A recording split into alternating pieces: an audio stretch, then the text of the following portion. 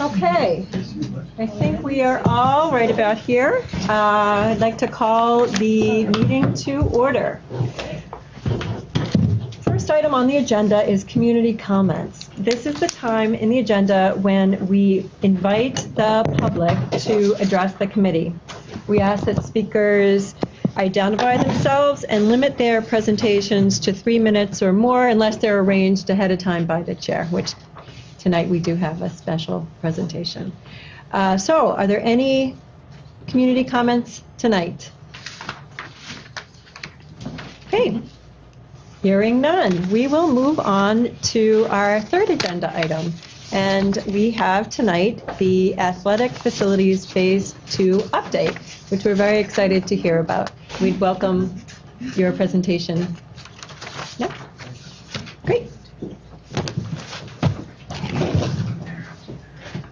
Where do you need us for the camera? Do we stand behind here? Probably. Yeah, probably here. where I'm going to stand up. Go over. Kick Andrew out of his seat. He's fine. I move willingly. No need to kick me out. I don't even necessarily need to get back here to point to anything. I'm going to drive most of that here. But anyway, by introduction, Christopher Robbins, president of the Boosters. Thanks for having us back again to follow up with the work that we've done with Castle Booz Associates. And with me tonight is Eric Royce, who's going to do most of the talking and get into just some of the finer details of the work that's been done and the energy spent this past summer figuring out this whole opportunity. But before I turn that over, I just wanted to, I took a moment to reflect a little bit on, well, why are we here? Why are we doing this? What is the bigger picture here? And you will hear a lot of details about the finer points of the project itself and the renovation and some of the enhancements that we're talking about. But I just think it's super important to remember that this is a much, much bigger opportunity that I think we're talking about here. Something that will have serious impact to generations to come, and just not to underestimate the power of athletics on all of us as we grow up, even in our adult life, and not to undermine, of course, all the other experiences that our youth has. But some of the lessons learned and the connections made through sport can be life-lasting. And I think about my own experiences as a high school athlete, and a few people do get to go on and play beyond high school, but for most of us, sort of the pinnacle of our team experience and the connections that we have to our teammates and our coaches and what have you, it sort of leads all the way up through youth sports into high school, and then high school is sort of our pinnacle. And I think that what we're talking about here is a project that, yes, is enormous, but also has sort of enormous potential to make a huge and lasting effect. So without further ado, I'm going to turn it over to Eric Royce, who Eric and his partner Luke, who couldn't be here with us tonight, have really worked very closely with a lot of us over the summer to do some of this fact-finding and digging of the research. So please, Eric. I think you have to use the scroll to go down. Yeah, it's just a PDF. Sorry. It's on the My name's Eric Royce. I'm a landscape architect, athletic field designer with Castle Booz Associates. We are specialists in athletic fields planning, athletic fields design, courts, basketball courts, you name it. We started working for the Boosters earlier this summer to kind of revisit the master planning and the planning that's been done for the campus as far as the athletic fields are concerned. Back in 2011, the Gale Associates out of Weymouth did a master plan for the whole site. And this is kind of a continuation of that master plan. I won't say it's an update because we haven't really updated the master plan. We're just continuing with the recommendations of that report. And one of the recommendations of that report was to convert the stadium field to synthetic turf, which has been done. And the other recommendation was to add 2 rectangular multi-purpose fields, which has not been done. which is kind of what we've been looking at for this latest go-around for the master planning and conceptual design, which is what we're going to present to you tonight. One thing with the Gale report is they did say install the synthetic turf on the stadium fields. And synthetic turf for myself as an athletic field designer isn't something that's just, okay, let's do it. Synthetic turf is what everybody's doing. It's the thing that everybody's doing. It's a planning tool for me. And when I say it's a planning tool, athletic fields, a natural turf athletic field could only handle about 200, 250 uses per year, uses a game, before you're chasing your tail trying to keep that field maintainable and in good shape. If you install a synthetic turf field, you could play on it theoretically 24/7. Use does not kill those fields. UV radiation kills those fields. So when you install a stadium field, it counts for roughly 2 natural turf fields. So when you install a synthetic turf field, you are theoretically, you're saving developing a lot more land to provide the fields that you need for the use that you have. So just to get you kind of oriented, you know your site, the farm fields, Farm A, Farm B, the JV baseball field, the varsity baseball field, the tennis courts, that's kind of one area that we're looking at. The varsity baseball field is another area we're looking at how to improve that. Other areas that we're looking at is the varsity softball field, how to improve that, and the Junction Street field. The stadium field is in pretty good shape. We're not really looking too closely at that. And the booster fields are the booster fields, so we're not really looking at those either. They're in pretty good shape other than the grades. So when we look at the fields, we look at the soil types, we look at how good the topsoil is, we look at the condition of the turf on the fields, we look at if it's irrigated or not, is the irrigation working? We look at how it's accessed. Do you have handicap access to your fields that's required? Do you have the spectator access? Do you have the facilities such as netting or fencing or lighting, all the other things that go on that really make an athletic field something that's more than usable. The more amenities you have with the field, the more usable it is. If you've got the spectator seating, if you've got the lighting, that field's going to be more desirable than a field without. So those are all the things we look at. And when we looked at the fields that are out there, the multi-purpose fields, especially the farm fields, Farm A, Farm B, they're documented overused. We heard over and over again that those fields are overused. The Gale report stated they were overused. The turf, when we looked at it late this summer, was in great condition. And when we did the topsoil testing out there, topsoil is in great condition, great topsoil. But there, you've got some field planarity problems, meaning you've got dips and ravels in the grade that would affect ball play. And there's also some drainage issues, especially up near the JV baseball field and the third baseline, and it would be the west end of Farm A field. There's some drainage issues up there. Tennis, we've got 4 courts out there now. They're asphalt courts, which are notorious for cracking. They will start cracking. I think they were repaired recently, but typically the cycle is every 5 years you're chasing cracks on an asphalt field. And the life cycle is about 20 years. You're kind of midway in your life cycle for those tennis courts. But you'll still be chasing the maintenance. There's no spectator or team areas on that. That's the tennis courts. There's also a well up near the tennis courts, which I will talk about a little bit later. Varsity baseball field, restricted players areas. The varsity baseball field is pushed right up against the gas right away. And because of that, there's the players areas on the first baseline are basically in the woods. And the idea, one of the issues with that is that you can't have spectators. You have a hard time getting dugouts. You can't build the dugouts because the dugouts would be in the gas right away. The other issue with the varsity baseball field is the left field, outfield, falls off very quickly. It's a little bit truncated. And that's because there's some wetlands out there that have been an issue in the past, and they haven't filled out that outfield all the way. Varsity softball field, we looked at that, restricted left and right field. There are trees in both the right field and the left field that are a problem. There's also some drainage issues with that field. That field is not irrigated, as is the Junction Street field. All the other fields are irrigated in really good shape. The Junction Street and the softball field are in less good shape because they don't have irrigation. Also some Title IX issues with varsity softball in comparison to the varsity baseball with regard to dugouts and players' areas and things like that.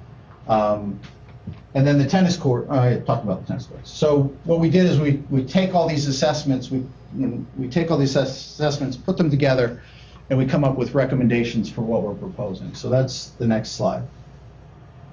So what's proposed, and this is kind of a version of previous master plans or previous plans that have been done for the campus. What we're proposing is that the existing Farm A field, and that's the rectangular field in the lower right in this picture, becomes synthetic turf. And that would be a multi-purpose field for soccer, lacrosse, and for field hockey. The other three farm fields would be converted. The tennis would be moved down to the lower right, down to the Junction Street field. There's no irrigation there now, so that's one thing you wouldn't have to do if you move the tennis courts over there. We would have to relocate or bury the existing wellhead in what we're calling New Farm C, which is the rectangular field in the lower left, to be able to grade out all those fields, soccer fields, for use. So all the other soccer fields, Farm A just gets minimal improvements in the upper right. Farm B, we'd be taking out the varsity softball field, infield and backstop, and regrading that area. Farm C, which would JV. And Farm C, we'd be taking out and relocating that tennis, burying that wellhead, and regrading that area to be able to get that field in. The ropes course stays. We don't have really good survey at the moment, but from everything we can tell that we're just barely getting into the rope course, if at all. When it comes to JV baseball, or varsity baseball, we're shifting the varsity baseball north about 30 feet. We're doing that to get the spectator area on the first baseline out of the woods and out of the gas right away, so we can put in dugouts and have a proper spectator area on the first baseline. That has the impact of filling out further in left field, the outfield, where you know there's an issue. But we're planning on, we know that's going to be a permitting issue going forward, that we're going to have to go for permitting for that. And it may call for making a green wall in left field out there to truncate that outfield, a green wall, to truncate that field and avoid filling too much into those wetland areas. Softball field has got some drainage problems in left field. Outfield, we'd correct those. We would also build a wall kind of along the parking lot in back of the backstop to be able to expand and improve on the players' areas and spectator areas at softball. Also, just regrading the outfield. Again, there's a desire to save some trees in right field at the varsity softball field, so that outfield will be truncated a little bit also. Tennis courts, we have 4 tennis courts now. 5 is the minimum that high school likes to see for tennis programming. That way you could have a number of kids playing at once and the coach circulating between the courts and coaching. Or you could have a number of games going at once while things are going on. So 5 is the minimum. We're showing 5 in the Junction Street field. Like I said, it avoids having to bring irrigation into that area. So that makes a good fit. Other things that we're looking at is improved circulation, getting pedestrian circulation around the site, getting handicap access to all the fields, and spectator areas. So we're looking at walks and as far as that's concerned, and all the new amenities that would be expected of a new athletic facility. So the farm fields, this is just a blow up. So the lower right field is the turf field. The other 3 fields would be natural turf fields. Because of concerns about scheduling, we're proposing right now, and we're carrying in our costs, sodding those fields. If those fields were to be seeded, they'd be offline for 18 months. Sodding, we're thinking 3 months, 4 months is more preferred, but you could get on there fairly quickly. Artificial turf, when you install that, the day it's done, you're playing on it. So that's not as much of a concern.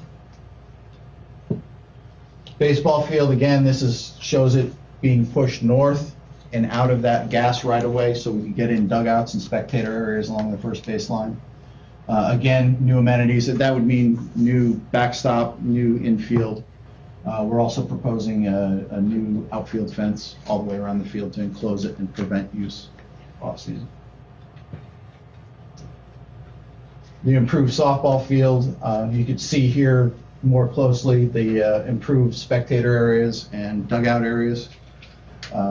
Also how that's getting truncated because we're trying to save those trees in right field. And then the tennis courts at the Junction Street field, improved drainage. We're also, as part of the tennis courts, we're going to provide a small storage building, spectator areas, so they can put stuff in there. So what everybody wants to know is the bottom line. How much is it going to cost us? At this point in an early design, we not only are looking at construction costs, but we're looking at contingencies. We're looking at soft costs, and soft costs are design costs, permitting, testing, all that other stuff that goes into a project that aren't direct construction costs. And contingencies are, what if things change in the future? What if you're digging a hole out there and you hit something? So we always recommend that you can carry a contingency so that you're not going back and looking for more money while it's being built, because that's the last thing you want to do. So multi-sports, all the different fields, we did all the prices. The total is $4.3 million. How that pans out is up to you. It's still in the planning phases. How do you build the synthetic turf field first, because you can shift use over to that, and then build the other fields as different phases. How that's to be done, we're still looking at. One of the concerns is when you build a synthetic turf field, all the topsoil needs to come out, and a certain depth of the subsoil needs to come out and go somewhere. So it would be good if we could move that over to the baseball field and use that as fill, or move it over to the softball field and use it as fill at the same time. So that works into all our planning when we're looking at these things.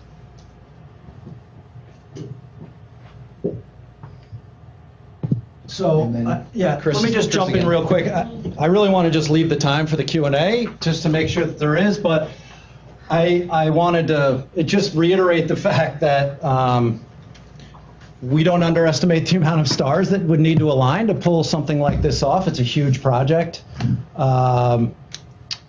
And not the least of which is just support. I mean, we're going to need an enormous amount of community support from obviously yourselves and the collaboration that we would need to have, which we talked a little bit about last time, but also from the residents and really even from our alumni. I mean, to pull something like this off will be it will be an immense undertaking. But as I said, something that really has incredible impact, I think, to this school, its offering, its reputation, and of course to all the kids that run through this program for many years to come.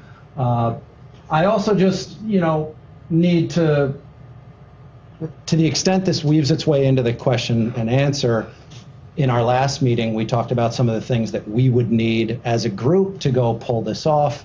And as Dana has often referenced it, there are some circular references around, well, we can't really make that decision until we actually know that this project could, in fact, be pulled off. And so I guess part of the conversation I think we need to have is in success, meaning our ability to find the money, and of course our collective ability to get the proper permits pulled and be ready to execute against something like this, is going to require us to go build a campaign and tell a story and deliver sort of clear and consistent messaging all the way through our whole effort of getting to this place of, you know, success where we can put shovels in the ground. And I think that what we as a group just need is we need a level of comfort that there is acknowledgement and endorsement around some of these things that we're going to have to go communicate. For example, part of the strategy is, well, it's our responsibility to have to go provide for the long-term maintenance of this second turf field. How are we going to find $600,000 in 10 to 12 years? Well, we've got a little proposal. We've talked about it, about some advertising on the field. We've talked about some field rentals, and we've talked about the idea of player fees being accrued in a sort of independent escrow manner.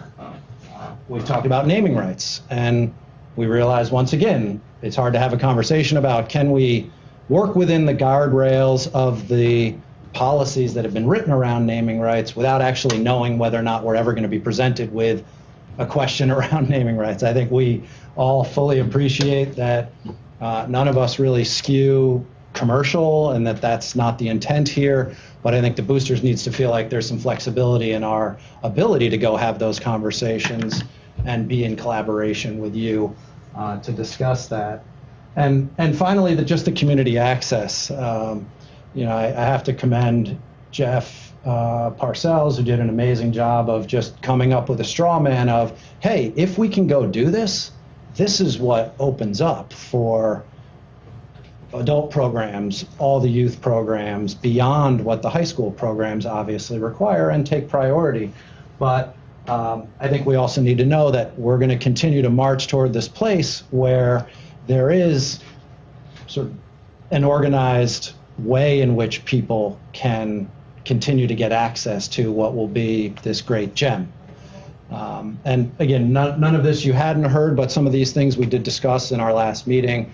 And so I just wanted to make sure that, you know, for our next step, which would really be to start to formalize a campaign, that the story we're about to go tell is one that isn't going to change its tune in however long time it takes us to secure some of these success metrics. And one question about timeline. Castle Booz believes this is a 5 to 7 month construction process. So that might mean that it has to take place over 2 summers if in fact we are restricted to only doing this type of work during the summer months. If there is flexibility inside of that, well, that changes a lot with respect to how we might go about executing this work. And of course, it has dramatic effects on our ability to go raise money and the timing of when people feel like the value of their commitment might be realized for themselves. So I think there are some ripples that occur inside of not only the execution, but you know, also knowing to what end is our own financing campaign going to run to a point where we either feel like, hey, we're really close here, or hey, we need to rethink this project if for some reason the boosters can't get to where it needs to get to. And I don't have a straight answer for you on what's the right time there. I think that if we're going to continue to build momentum behind this, then over the next 3 or 4 months, we're building a campaign and a story that we would then take out to the larger community, and it would be in, you know, sort of mid-spring time frame where we might have a good temperature reading for where we are on things, but it's hard to tell until we actually know that we can be in the starting blocks to go put this out for real. So, Q&A. Which may be more for Eric than myself to the extent it's engineering related. I think Lori's going to come back and share. Please. here. Here's fine. For sure. Yeah, thank you. Thank you for that. Sure. Judy, you had a question. Yeah, I have a bunch of questions, but I want to start off by saying thank you so much. It's what you're doing is a Herculean task, and I, like you, see the value in extracurricular activities. It was wonderful for both my kids. But my first question for you, and maybe it's for you, sir. You said that the farm fields have documented overuse. What does that mean exactly? How has it been documented? And are there, maybe others know, have there been consequences? Have we missed a lot of games? Or how does that, can we drill down on that a little bit? Because I think it's pretty crucial. So the big document to fall back on is the Gale report from 2011. They did a use analysis in that report, which is very detailed. I believe they looked at all the scheduling for the school and the community, and they came up with a recommendation that basically when you do a use analysis like that, you look at your fields, and that number that I told you earlier, the 200 to 250 uses per year, they look at that. And some of the fields, I think we're up in like the 350 range for uses per year. And out of that number, out of the difference between what's recommended for a natural turf field and what is being realized through scheduling, they came up with a recommendation that you needed so many new additional fields. So they recommended the synthetic turf field at the stadium, and they recommended 2 additional natural turf fields, which could also be realized by doing a synthetic turf field. How has that overuse been showing itself? One of the problems is that, especially in the farm A fields are in good shape. When I was out there this summer, I haven't been out there recently, but late this summer, they were in very good shape.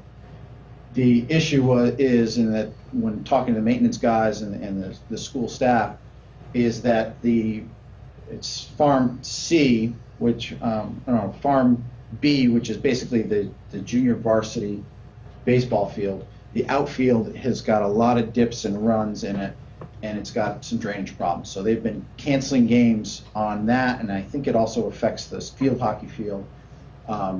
So both those fields have been affected by wet play. When it's really wet, they've had to cancel games. But that's a baseball field? It's the baseball field. And Okay. The old baseball field. Chris, Okay. can you point the upper left-hand one? Yeah. Yeah, that one. Okay, I get it. Okay. All right. You could also argue that at some level, and Jeff, maybe you'd reiterate, there's underuse to the extent that because these fields where the JV field is, or where JV baseball currently is, because it's underwater half the time, or that it has some drainage issues, and because this JV softball field, as we talked about, has been in non-use, if you will, and there's therefore disrepair, that even sometimes that doesn't necessarily get the usage that it could if it wasn't there. I guess to follow up on that question, maybe I heard you wrong. What I understand that you said was that the Gale report in 2011 recommended we do a synthetic field, which is the Nora Cyril field, but that the rest of them can remain grass fields. Am I wrong? And if that's correct, has there been some other, quantitative evidence that's been amassed to show that things have changed and we need that other turf field? They had showed 2 additional fields in different locations. So they had showed a field. They had showed the Junction Street field where we're showing the tennis court as a field, which it would be pretty hard to get a field in there. And then they were showing the field, and it's barely a field, near the water treatment plant where the water tank is. They were showing that as the tennis courts. So they were recommending 2 additional fields. We're realizing that 2 additional fields by having that 1 synthetic turf field. But just with all due respect, this second turf field that's being proposed has so much to do with the amount of community conversations that we've had with people about what their interest is and how they would get behind a project of this nature. If it's all grass that we're proposing, which would still be great, right? Like all that grass would be amazing. Would it cut our costs? Definitely. Would it solve for the issues that we face in the spring? No. Okay. And that if there is to be a campaign mounted here, and if we are to garner the support that we think we need, there is a degree to which there's a loud cry out for a second turf field. And so that is also part of what influences this decision to propose that field, in addition to the impact that, of course, it could have on availability and usability. And Chris, just for those who may not have been as close to the issue as some people, both towns have looked at turf fields and in various shapes, forms, sizes, locations, and nothing has progressed. So that's why when conversation starts here at the region, the community sort of raises their hand, those who are interested, and say, we like a turf field. Because it hasn't succeeded in either town. I understand. Okay. More questions? I have more questions, but Go for it. other people. You Okay. have to, because we all have some. So Yeah. you Oh, do all, right. no, you all do all yours. Are you 'cause- sure? Yeah. I can wait. No. Okay. No. I Sorry. want you to learn. You'll have to excuse me. I'm new at this. Me too. So I had I'm losing my mind. The next question I have has to do with the campaign and the fundraising effort, and how. I remember what the third question is now. $4.3 million or $4.4 million doesn't even include the upkeep and the redoing of the synthetic field in, 8 or 15 years when it comes up again. And because I'm from Sherborn and my constituents are frugal, they probably would like to see that nailed down a bit more. So we're looking at, $5 million maybe less. I don't know. How do you have a plan? Have you put together a development plan? Do you have a development professional who might be living in this community to help you with that plan? Where are you at with that? We do not have a plan. We Okay. do have development expertise amongst our I figured as much. sort of young steering committee, I would say. I think there's a degree to which we want to get to a point where we feel like it's time to move this into third or fourth gear, but we have not made the effort to have a categorized plan and campaign funding strategy, and that would be a next step that we would move. And I think that makes sense. Yeah. I think that makes total sense. It's actually, there's been more work put into figuring out that long-term maintenance piece, because that sounded like a very important piece to all of you.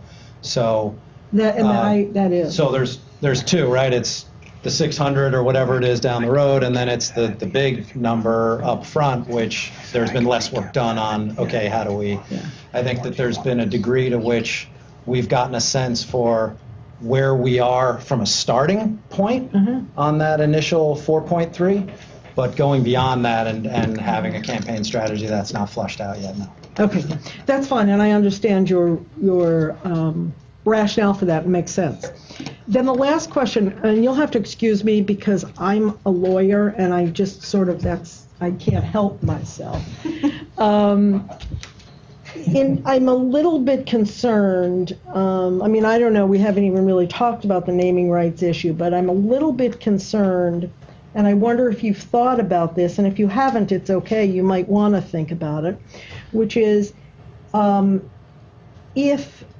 if you're planning, if you want to go and give people naming rights and get money from them, what happens if you start that process and then don't reach your goal and the project gets scaled back, and oops, that piece gets cut out and you're giving the money back, only the person really wants naming rights. And I guess this is almost more of a suggestion than a question, which is, my bet is that there's going to be some legal issues with regard to naming rights, not just because we're a public school, but because of the contingencies, the bad things that could happen. And as a lawyer, I have to think about those.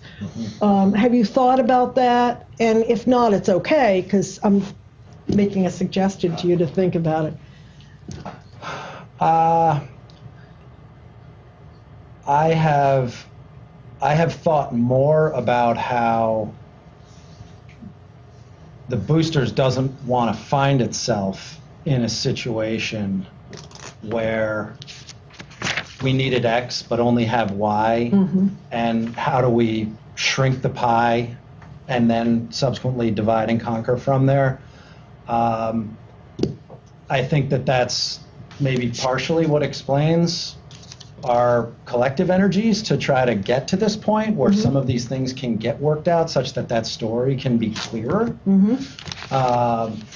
But I do think that, and Dana and Ann have been great in working with us and helping us think about questions just like that, which is, well, at what point will it make sense for us to say, okay, let's take stock of where we are and then make a decision? And I don't think that it would make sense for any of us to be entering into certainly any legally binding financing or campaign funding commitments until getting to this point where everybody was clear and there was a confidence level that... So Judy, I can tell you the last project I chaired at the tail end, it was Robin Hunter before me in the beginning. And as the boosters went out and spoke to members of the community looking for donations, their representative would come to the superintendent and the chair or the vice chair and talk about, was it a naming right, or, and with that project it was just the naming right, but it could be, do we want to name a field, or do we want to name a baseball scoreboard? So that's sort of at play and a little mushy along the way, and it gives boosters some flexibility in what they can talk about, what they can offer. It gives us an opportunity to weigh in before everything's, as you say, in writing, signed a contract, sealed and delivered. We have, as you know, the policy committee has had one meeting already. We have another meeting on the 15th to talk about naming. Our policy is for all 3 districts, so all 3 school committees will weigh in on that. Not necessarily a decision as it relates to the region, but it's Chris as to what the policy is. So it was more flexibility within the process than actually having something in writing and going out and saying, if you donate $1 million, this is your package. That's how it occurred last time. Okay. Thank you. More questions? Okay. Yeah. Did you I just have one. Okay. I was just wondering, what has been done to think about the cost to the district to maintain not just the replacement cost of the turf field, but beyond that, because that's part of what we need to concern ourselves with. And I imagine that it would be partly, Jeff, you'd be involved in that probably. Of the existing or no, proposed? of the proposed. I.e., what was it going to cost us yearly if this happens? What does it add to our bottom line? In regards to the upkeep? Yes. Yeah, that would come under plants and facilities. That's not part of my budget. Right now, Chris's budget comes out under plants and facilities, I believe. Correct. Oh, sorry. Yeah. Go on. Yeah. So I think that's where we have to assess what new fields are there to be maintained, what kind of upkeep they would take, and develop a budget. But it's Right now, we cover it pretty much on just normal operating the fields that you see now, maintaining both backfields, the grass fields. We did do a repair to the tennis courts over the last 2 years. So that either came to you as capital or it's not built into our operating budget. So that brings a great point, because that caught my ear about the wellhead, or then, just there's going to be more fields, more maintenance. And is that something, as you would be the contract man or the project manager? I know we're all dealing in very much hypotheticals, but there would come a time when we would hear more about the incidentals before we were able to. I think as you mentioned, they build in some contingencies for things that, as we get involved, that we might have to do. I don't know what it will cost to relocate the wellhead, but and if there's additional irrigation, as you know, we do have our own wells, so that doesn't, as long as we have enough water in that, it doesn't cost us extra water, right? Because our backup is Medfield water. So it's just looking at all that, and some of it you might not know until you're actually up and running. I mean, Chris Hendrix right now does a phenomenal job in not only managing the fields, but the cost. He's constantly looking for smarter ways to take care of our fields. So he works on a pretty minimal budget that hasn't seen an increase in the 3 years that I've been here. Go ahead, Meg. So to that point, is it possible in your work with the, and think before, this is a really remarkable job. Thank you so much. Like, it's very thoughtful, it's thorough. You guys have been really thorough, and we appreciate that, because I know you came to the table last year and we sent you guys off to do homework, and you've done it, and we really appreciate it. Is it possible to that point with regard to the maintenance? Like, I think about it from my point of view as a homeowner. If I hire a landscaping company to do an elaborate project in my yard, I would also want to know, like, if I'm paying $100 a week to get my lawn mowed, like, how much is that going to look like? And they should be able to give me an estimate about that. Is it possible to find out ahead of time what the increased maintenance, because especially if he's working on a shoestring budget, this might make him say, oh goodness, I can't do that, I need to hire another guy, or we need another lawnmower or something. I want to understand that ahead of time. And with respect to the wells and the fields, like, it shouldn't be too difficult to get a GP, like a gallons per minute, like how much flow do we get?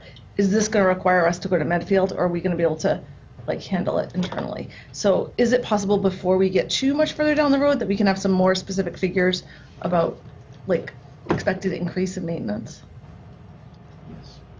Yes, that's Yeah, reasonable? definitely. Okay.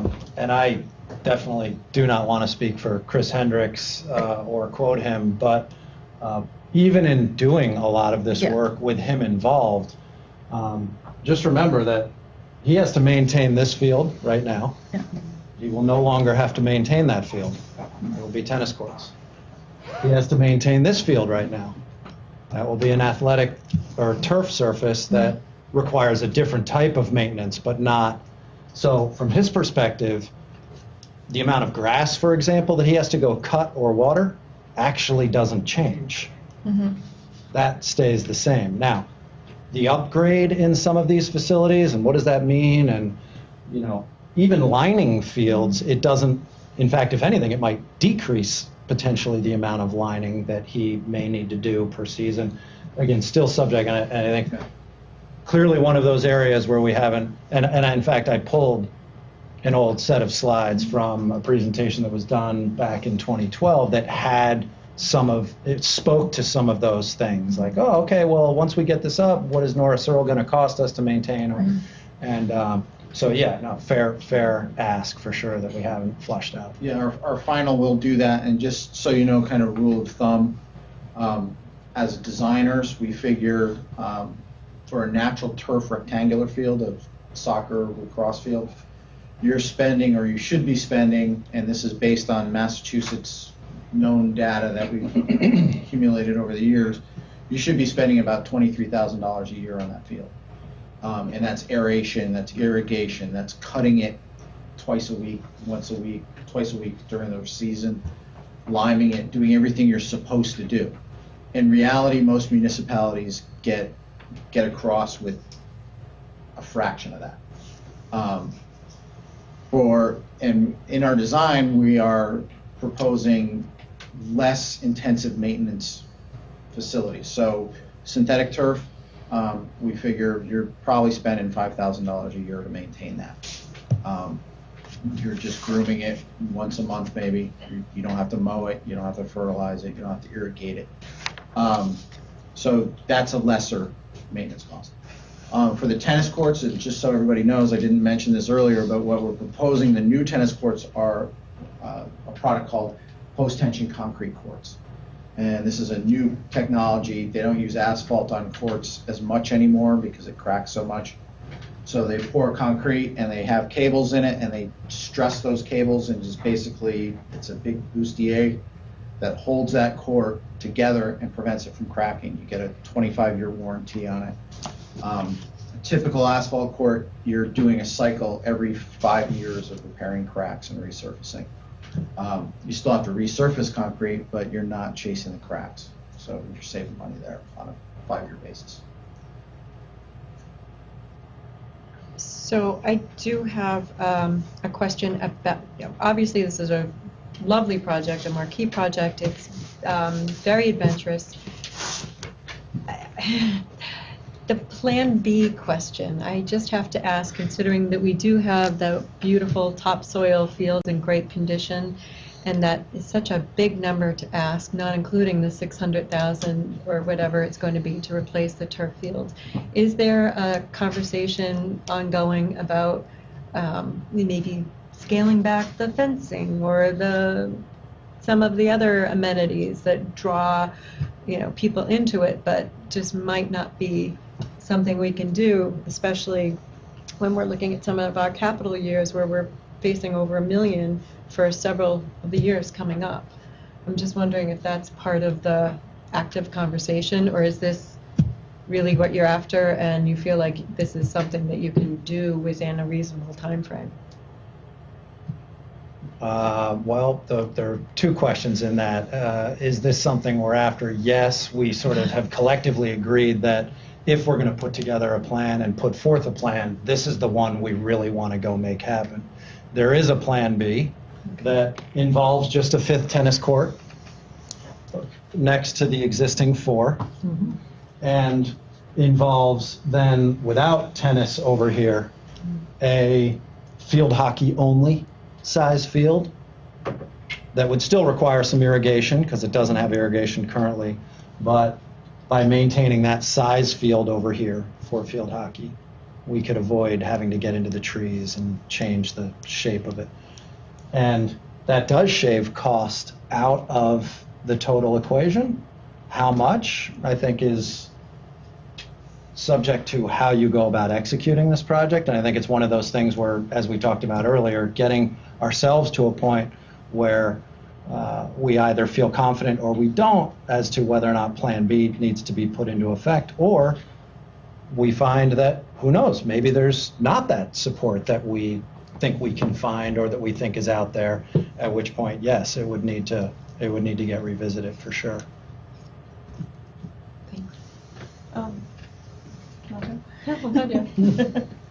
So, having been through this now my second time, this is great because what you've pulled together tonight really gets us to the point where we were with Gail, where we had something that everyone could talk about and discuss, and it's just disappeared. And a couple of things that are troublesome to me. One is the buried wellhead. We all have wells in our homes, and as much as you think it's there and you're never going to have to dig it up again, I don't know what the estimate is, how often we're going to have to dig it up, but that field will be out of use when that's dug up. I have concerns about the fencing and the wall around the softball field, aesthetically and in terms of visitor play and the players and spectators. Like others who have asked here, ongoing maintenance, I think that's really important for us to know, because we will be putting our budget together starting this month. We start talking about that, and there's never enough money to do what we want to do, right? And also in terms of raising money off athletic fees, rentals, those kinds of things, we already have one field that we have to replace, and this will be the second field. if all these funds go to replace the second field, we're still having to come up with 500, 600,000, whatever it is, 800,000 to replace the current turf field. So that's a financial consideration for us as the region as we look at this. And I would encourage us to think about, what is the need to have, what is the must have, what is the nice to have. And, depending on what's raised for money, maybe there's wiggle room in that conversation. But I think the financial cost of maintaining something of this scale, we really need to understand before I could personally give it the nod. That's pretty much what I was going to suggest for the committee. No, I think before you can really act, and as hard as this job has been for you, Chris, because I know that you guys have spent a ton of time looking at this, you have to have answers to some of those things before you can proceed. And you also have to have conversations about the particulars as to what's not going to happen here if you have to put money there, because there is a definite limit to how much we can spend on capital projects. And I know there's been conversations in the past about other possible projects in the district, so there's going to have to be a conversation around that. But the difficulty is knowing how much can be generated. For example, I find myself asking whenever I hear about advertising on fields, I'm always curious about how much money can actually be generated annually from advertising at Dover-Sherborn. We're great, good people, but I don't know. I don't know if the big corporations are going to come out to. It's not going to be a Citgo field. Yeah. So, so what can that generate? And because that would probably tell us more about how much is doable. If we even agree to advertising and where would And that would be a change in your policy. Yeah. Yeah. And one other question, and Jeff, you'll appreciate this, snow on the turf. If someone, at some point when you come back to us, can we talk about what does that cost? How do we solve getting snow off the turf, and what's the expense for that? Because I don't know that we necessarily looked at that or thought about that in as much detail as we've learned we could have perhaps the first time around. Is there safe machinery for clearing fields, Jeff, that you know of? Yes. The turf fields? Speaking with the gentleman here, what Chris and I do is we go out there with snow blowers, and there's a little bit of room at the bottom, so we're not actually hitting the turf, so to speak. It just takes a long time. There are other companies out there that will come in and do it in a fraction of the time that it takes Chris and I to do it. But with that, it's timing. Is there ice underneath? What exactly is it that's there? The last couple of years, we've just gone out there with snow blowers, and it's taken us 3 days to do it, and we hope for the best. But there are companies out there that have, you can go into contract with them. They'll come in and they'll do it 3 times a year, twice a year. I know Medway uses that. They have that system, and Ashland does as well. So there are companies out there that do it professionally. I know when we did ours, actually when Chris did it before I got there, the minute that they touched it with their own equipment, the warranty went bye-bye. And I think we've talked about that before. So again, something to look at. Snow removal is one of the biggest warranty violators there is of synthetic turf. And roofs. And roofs. That said, there's various ways to remove snow from fields. The big thing is not to let it build up. A couple of years ago, when we had all that snow, there was 3 feet of snow on a lot of fields. If you've got that amount of snow, you're pushing a rock uphill trying to get the snow off. The thing to do is to keep after it every time the snow comes, and to get it off the field. You don't plow it right down to the fibers. You leave 2 inches or so As soon as the sun comes out, that 2 inches goes away. So there's ways to do it, and basically you have to have someone who cares what they're doing. Because if you start turning tires, if you're doing it with a tired machine, you're ripping up the turf. If you start turning or your blade starts dipping, if you're using a plow, then you're tearing up the turf. So it's really getting people who know what they're doing and know enough to stop if things aren't working the way they want it to do. But there's various ways to do it. As somebody who hasn't been here before, is that information that you would like? Could we, in our efforts to think about our own maintenance, understand what, say, the last 5 years has looked like for you to maintain this as it exists?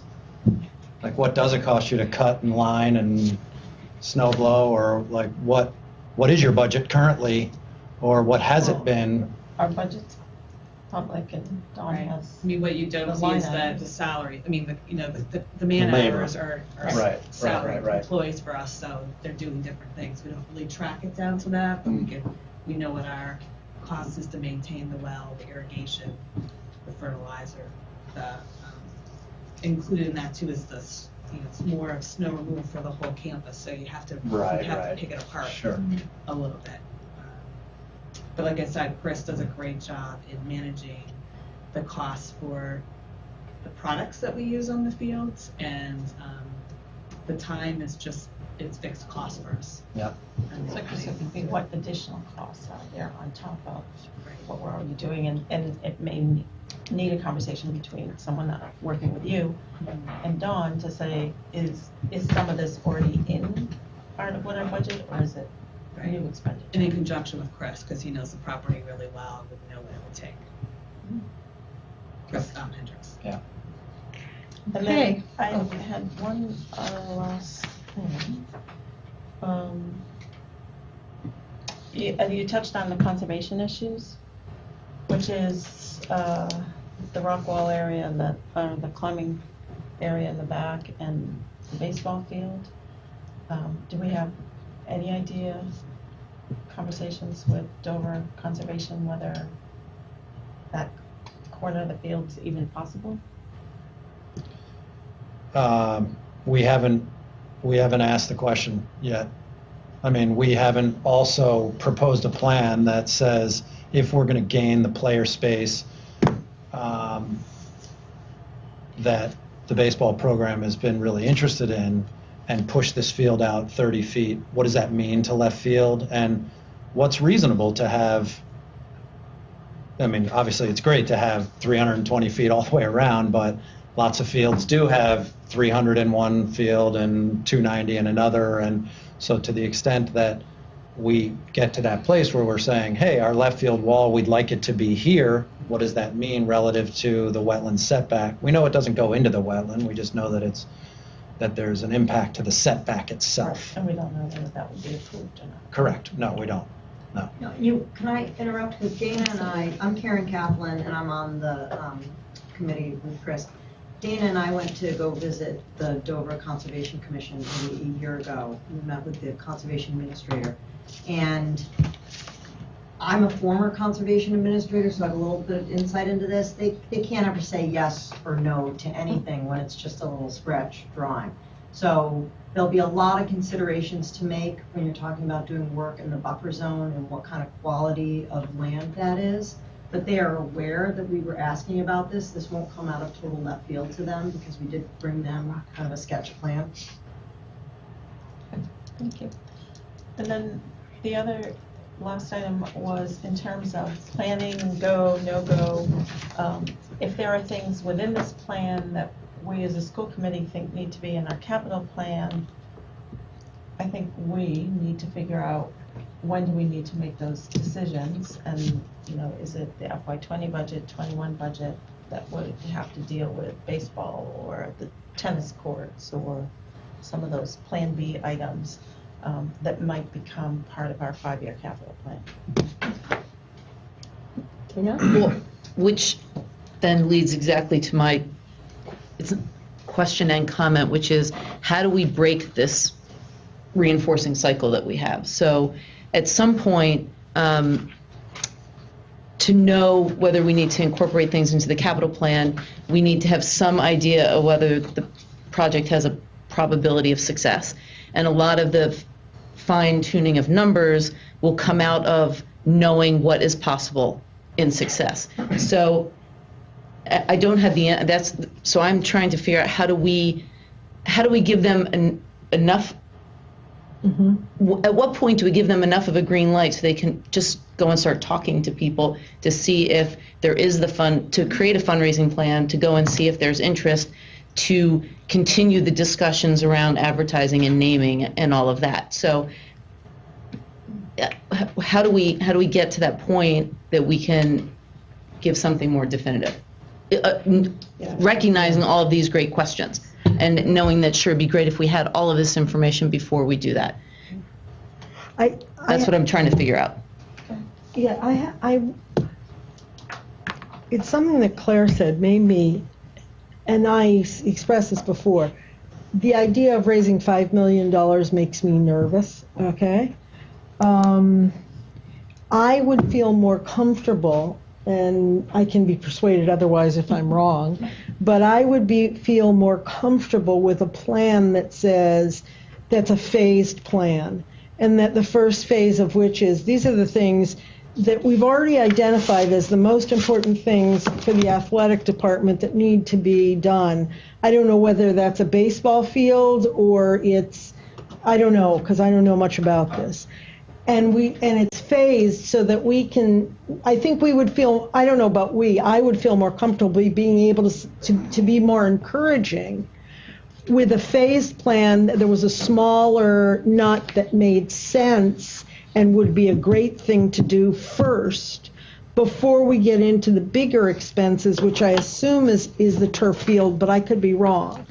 It's what I think Andrew was saying, which is, I think that would give me more comfort from a fiscal responsibility point of view. Maggie, you wanted to say something? And then we're going to wrap it up because this has been great. But, okay. So Maggie, then Claire. Okay.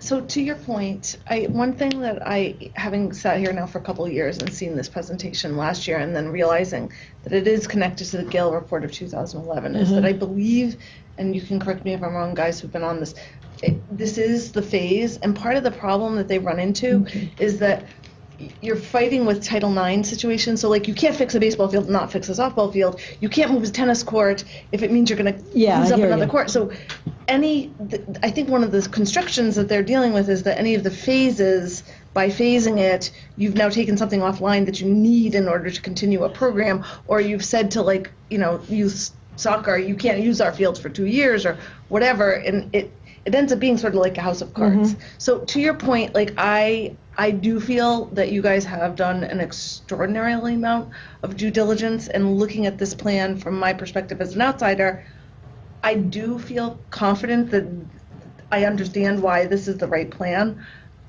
And I'm also like, whoa, $5 million is a lot of money. Okay. And as I said, I can be persuaded because I know I'm a neophyte here. Claire. So, succinctly, great, $5 million, we have something to talk about. The cost of maintaining this and our athletic facilities, the increased costs are of concern to me. Also, if we are using that money to maintain these upgraded facilities, and we have a kitchen, or we have One Coast Commons, and we have a cafeteria, and we have other things that perhaps in our list have a little higher priority than the full project?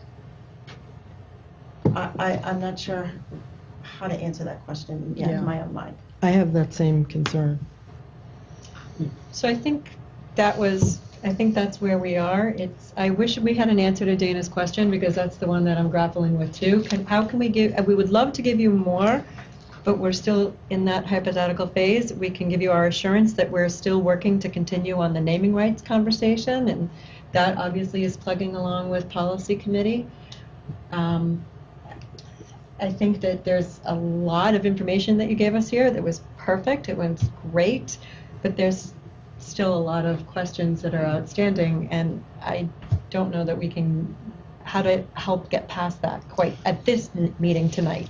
No, that's fine. One thing that I just would plant out there is that if what I'm hearing you say is that, wow, if there is a way to not just take one big bite one time, but how could we take 2 bites or 3 bites at this?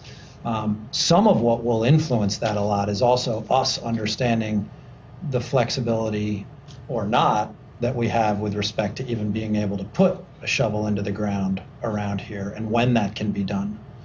Because if it's strictly June 23rd to August 29th or whatever it is, that's a really valuable data point for us in thinking about how would you go phase this work, and what would be the first thing or low-hanging fruit would you pursue versus, I don't know, maybe there's flexibility in saying, well, during the school year you could do this section of work, or that, and I know that some schools are NO, you got 90 days to do something like this and that's it, and some are more flexible in the way in which they allow projects of this nature to unfold. And so that would be one area that would maybe give us some guidelines on how we could think about the unraveling of a project like this and the way in which it could get phased out, which we need to think about anyway with respect to our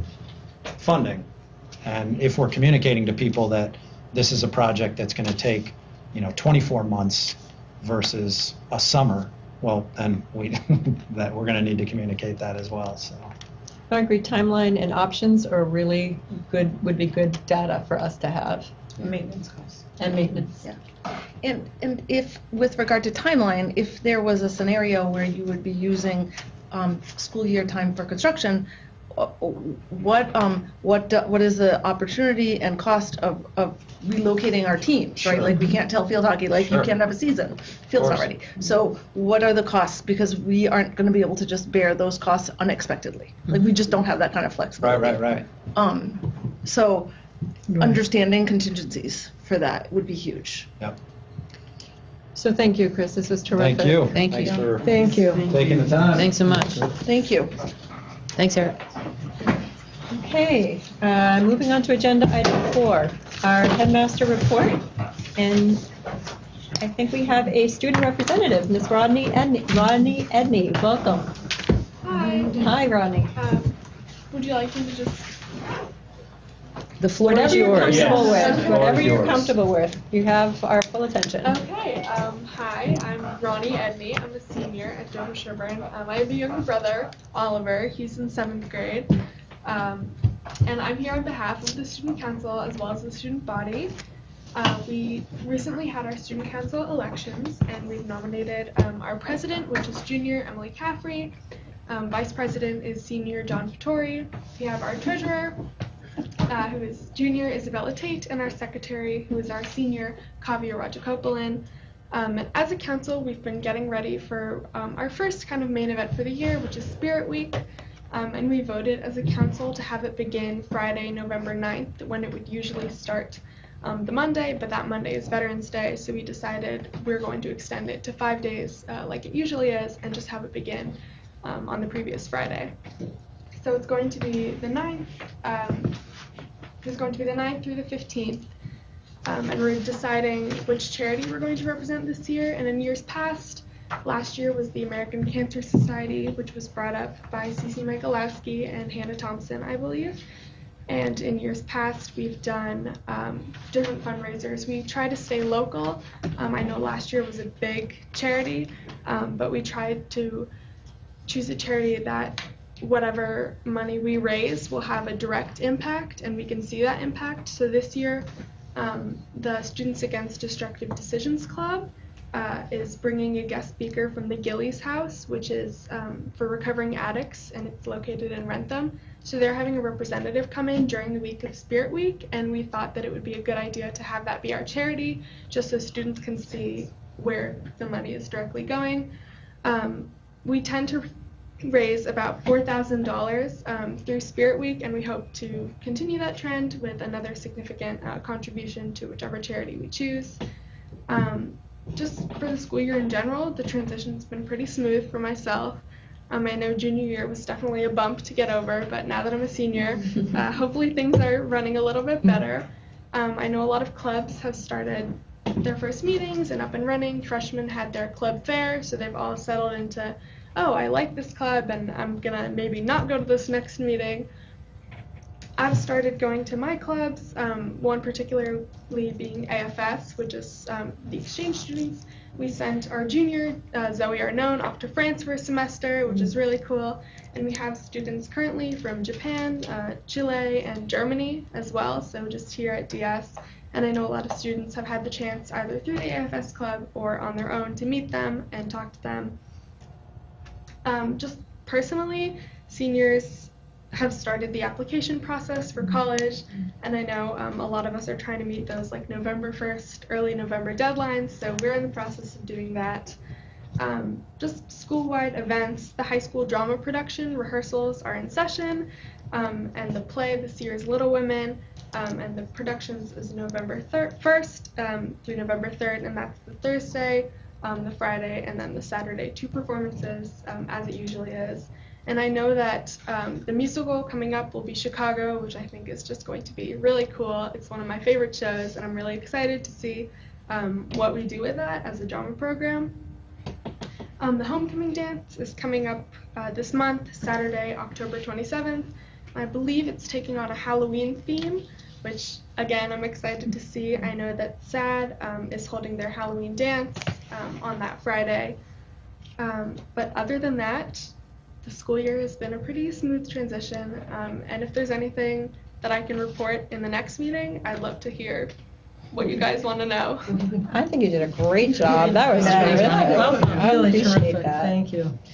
Tough act to follow. Yeah, John, I don't know, what do you have to add to that? All I want to say is obviously Roni is incredibly impressive, as are all of our student council members, and we had an opportunity to meet beforehand, and she's a super conscientious kid, and I know that she's going to do great things this year and then next year when she heads off to school. Dr. Keough, and I'd like to be able to ask if Roni could leave, just because she sat through a little longer extension. Ms. Roussel, if you would give her the permission. We can tell she put a lot of time into this. Yes, she did. Yeah, she did. And there are other things that you probably have your mind on right now, Ronnie. So thank you for Thanks so coming. much. Thank you very much. Thank you. That was great. And normally you get to go first. Yeah. I know. It's the first meeting. Just sticking around. Ms. Roussel, thank you. Just wanted to give the committee a few updates. Roni had mentioned we have some exchange students, and 4 of those students from Chile are here for just a week. And they are part of a program that Maria Lascaris, who teaches at both the middle and the high school, coordinated. She attended a conference and made some connections, and through the fundraising of some of our students and some of our families, we were able to host those students for almost a week. And so they are attending our classes, both in the middle and the high school. Students are thrilled because they are getting to meet students from, the South American nation, practicing their Spanish, which the teachers are very excited about. And in terms of the other 2 students, once again, I just wanted to thank Beth Benjamin, who, despite not being the advisor for AFS, still continues to do a lot of the work behind the scenes. She's a tremendous community member. And has been dedicated to Dover-Sherborn schools for quite some time, and is an amazing person who continues to do that. So kudos to Beth. We, on Friday, October 19th, I'm going to be attending a Child Success Conference in Boston. You saw in your report that they have a brand new white paper around college fit and engagement over the name, and I've had a chance to read the report, and it is linked, I think, to your report. Found the information very useful, and they're going to be presenting it at the conference down in the Seaport on the 19th as a way to kick off their East Coast portion of Child Success. So we're really happy about that they're really developing a strong presence here in the East Coast, which makes it much easier for us to continue to engage in activities. And the final piece that I wanted to mention is beginning tomorrow, we have our 2-day NEASC Collaborative Conference. 3 members from NEASC, New England Association of Schools and Colleges, will be visiting Dover-Sherborn to look at our self-reflection report, to observe some classes, to meet with some people, just in a kind of in a general manner, and to look at our report and basically give it approval with some suggestions or recommendations for our future work, which will culminate in a spring of 2020 visit with the full group. So Francis Kennedy from NEASC will be the chair, and there are 2 other members. I believe one is a world language teacher from Silver Lake, and one is the director of guidance from another public high school. They'll be here, and so I'll be pretty busy these next couple of days. We'll be meeting with them, and we had a number of coordinated meetings to set up. Questions?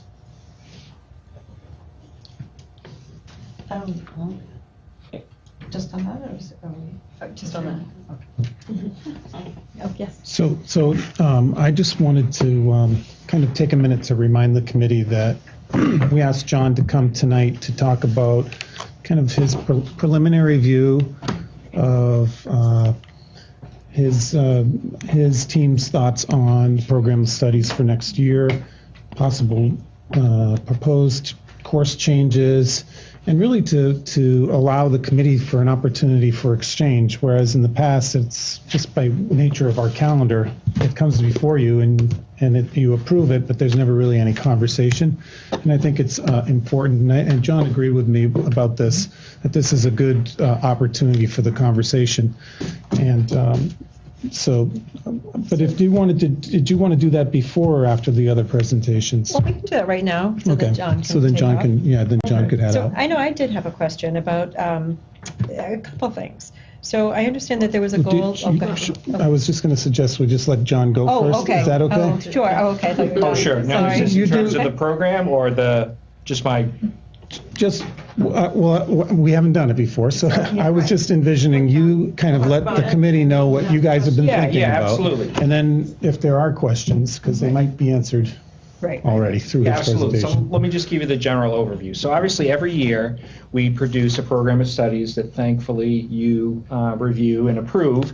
And I do agree with Dr. Keough. We had a really nice conversation about engaging the regional school committee in an earlier time to understand maybe the process, and then also to get a sense of our thinking. And one of the things that I did put in my curriculum section this month was some possible proposed courses, which I thought might be of use or curiosity to the committee. So beginning, believe it or not, in late September, we hold the first of our what are called academic standards meetings. And Academic Standards is a group that predates me. And when I spoke to Denise upon coming up on, it's been around for a long time. Probably predates her. Yeah.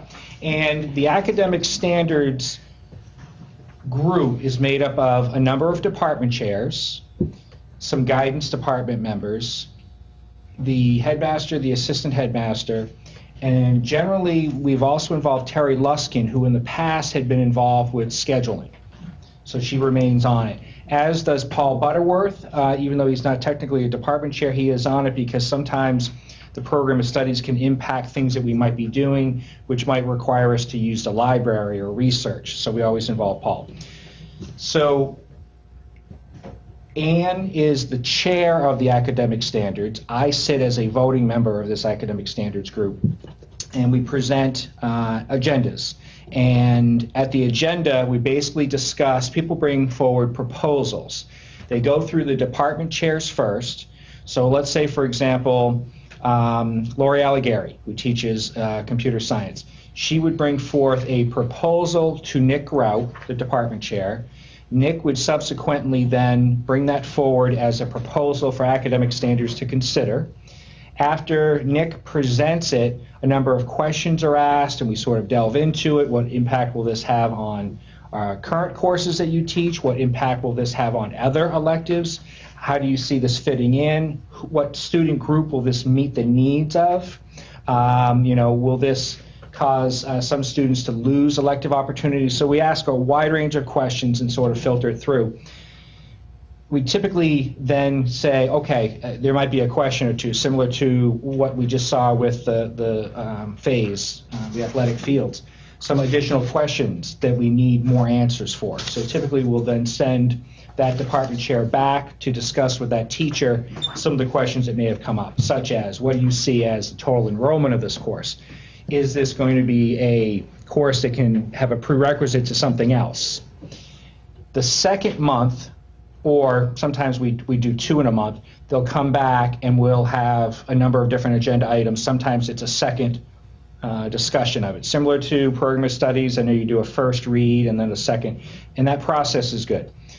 They'll come back the second time having hopefully answered some of those questions, and we then also bring the teacher who we're proposing will teach the course, if we know that who that's going to be. And we do in a small school. Sometimes in a larger school you might not know, but we only have so many teachers in some of our small departments. You pretty much know it's either you or you who's doing it.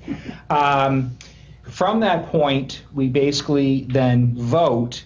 That vote then just becomes part of a record, which then comes to me, and then subsequently I then give it consideration. And obviously, if this is something that the academic standards were universally in favor of, and we felt as though it was going to really benefit our kids, I would then put it as a proposal in our program of studies.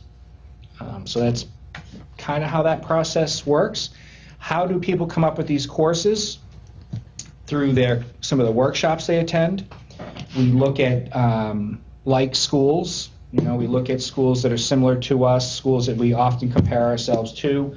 We look sometimes at schools that have a similar enrollment. I can tell you that Weston is definitely a school that we look at because they're closer in size to us than some of our other schools that we certainly academically compete with statistically, but maybe from an enrollment standpoint don't always align with us. And then we also, as part of my job, like every month I meet with a group of principals, and a lot of times in our meetings we will be discussing that topic. What are new courses? How are people looking at STEM? How are people looking at STEAM?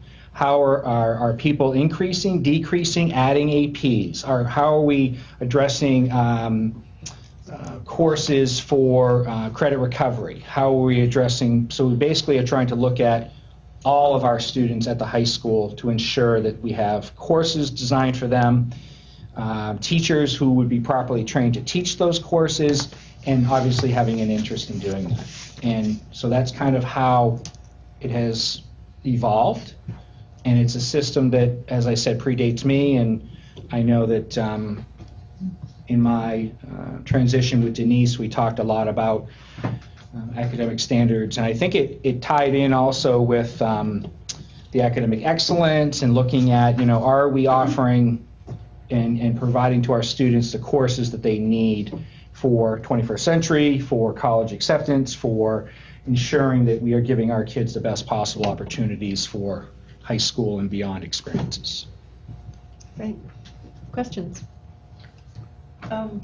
Coding. So there isn't really, there's the game development, but that's not really coding. And I know last year we did some kind of laptop course, which true coders will tell you isn't coding. What is our plan to address that, especially as we have students coming up through the middle school and the elementary school who will have done that, in their sleep probably?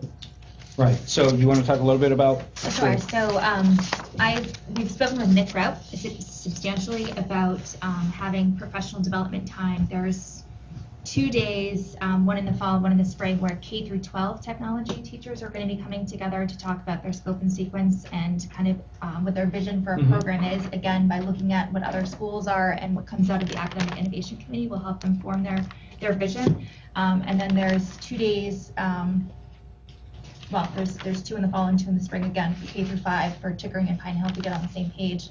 But they've been charged with just that, is to figure out what it is that we should be doing, what it is that we are doing, what we need to keep, what we need to do differently, and how that's going to affect K through 5, 6 through 8, and 9 through 12. So I'm hopeful that a year from now we'll have a much better proposal coming forward about what our coding program should look like and what that means for the high school program of studies. But for this year, and again for next year, we won't have anything for our high school students. We are proposing a game design course which involves coding. And we have JavaScript, and we also, so keep in mind, we also have to ensure that what courses our kids, they've taken the prerequisites for, because even some of the middle school kids, the work that, Nick has worked with them and what they are then ready for isn't quite the scope and sequence of what some schools would have for their computer science programs. This is actually, I agree with what Beth is saying, that this kind of speaks to something I heard a lot when I was doing my entry interviews, and that is that it seems like we have some really cool offerings scattered about the system on both sides of the river, elementary all the way up, but that it's not always connected, that it's not in a sequence that's really been looked closely at, and that is vertically aligned, so that, for example, in another experience that I once had, we thought it prudent to put forward a programming class because we didn't offer one. But in the middle school, they had been working on robotics with a really, really cool set of robotics that had been donated by the Education Association there, the foundation there. And so when those kids signed up for this programming class that they were so excited for this new offering, they got in there and after a week realized, yeah, we're kind of AP computer programmers. So, but that's because there was a lack of sequence. So this thing just kind of dropped out of the blue. So I think what we have to do correctly, and I agree with you that the urgency is. Well, because our kids are leaving here and they're going into a true computer programming class without taking anything here. Well, they are taking some. I mean, I think they are taking something, but there wasn't any of those classes. I think there's consensus the computer science department could get some beefing up, and it's a relief to know that Beth and your team is going to be working on that, and you're going to be able to explain how it is that what we're doing is going to be innovative and is going to, help these kids be very well prepared for the next step if they are starting to go into some of these maybe more competitive engineering programs, and we don't want them in a disadvantage. But that's all. Well, but it's I'd say, but it's frustrating because we've been talking about it for 2 or 3 years, and then it's going to take another 2 years to develop. So my kid, that's 5 years, is already will be out of the system. I've started this conversation, and she's taking classes outside of school because the ones in school aren't worth it for what she wants to do. So, that's just personal, but I know that there are lots of other kids. I know kids who took the AP computer science test on their own, having taken the course elsewhere. It seems like it's taking so long, and if it's really a priority, then we need to make it a priority and move it.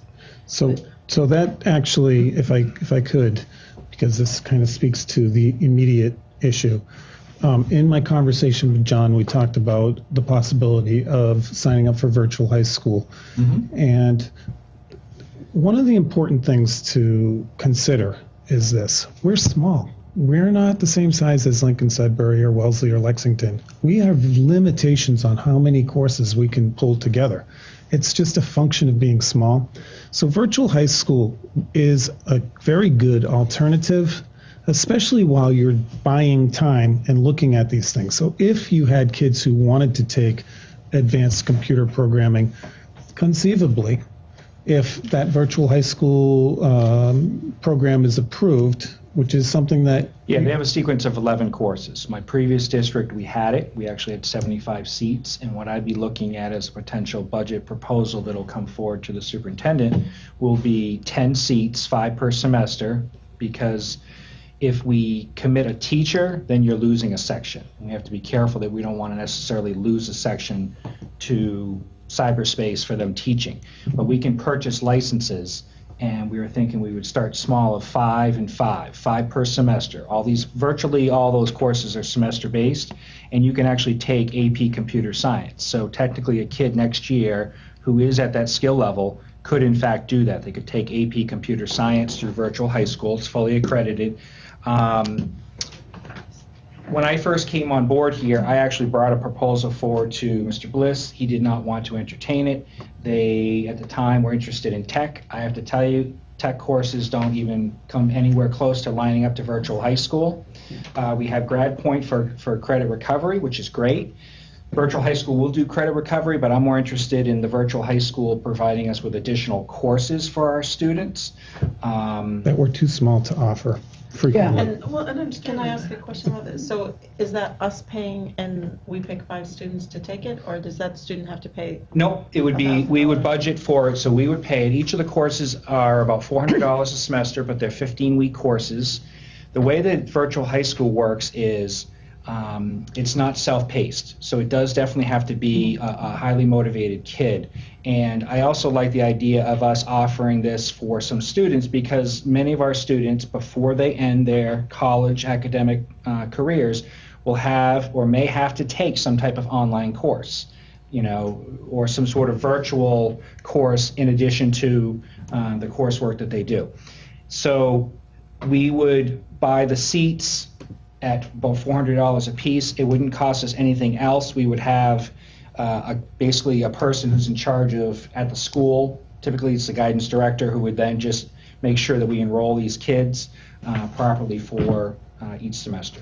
And can I just add to that? If it takes hold, if we're finding that kids are actually really interested, schools, I don't know if this would work for Dover-Sherborn. I don't know if this is something that because as John said, it would cost you a fifth. It would cost you a 0.2 teacher. But if you have a teacher who's willing to teach their course online, then in exchange, you get 25 seats, is it? Right. So that's how a lot of places are doing it. So I know that's not exactly the answer that you want to hear in terms of us, you know, moving more quickly to get the kind of advanced computer programming offerings available to our kids. So the only thing that then is not quite fitting together for me is, given that, and given, yes, we want to be doing this yesterday, is putting in TV Media 3 and game development the right long-term solution, or are we plugging a need that may or may not be the right part of the sequencing when you do that look? So I would just caution that we're not making a short-term decision that sounds good, that beefs up our technology offerings, when in 2 years that won't have been the right usage of resources. Well, they're two separate courses, so I think we really have to look at them differently. The video game piece, absolutely, but the TV Media 3, we have a lot of kids who go into media production, who go into filming, and this is a course that would provide those kids with a much more higher, like almost an independent study opportunity in that field. Every year we have kids who intern in TV studios, and these are things they want to do. You know, we have a young lady who's broadcasting now in Maryland. So I would argue that TV media course is not only highly popular, but it's also meeting the needs of a group of our kids who want to pursue journalism and broadcasting. The video game design, you know, we also survey kids, and we're asking kids what are some courses that you'd like to see, and guidance is having those conversations, and that's perfectly fine.